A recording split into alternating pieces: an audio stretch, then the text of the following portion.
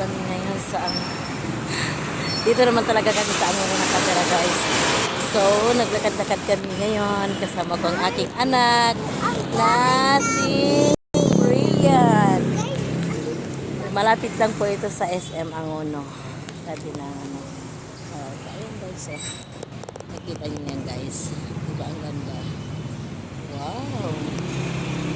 Ang ganda ah. Ayan guys.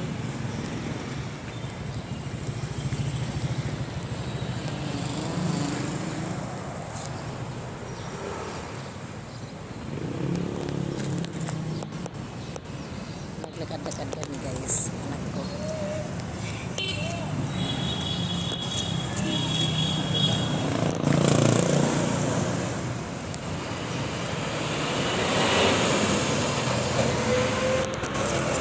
Ayan ang aking anak ko.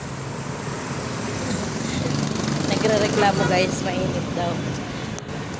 Nagre-reklamo na siya guys. Sumama siya Ganun talaga. Sumama siya guys Katapat po yan ng Vilix.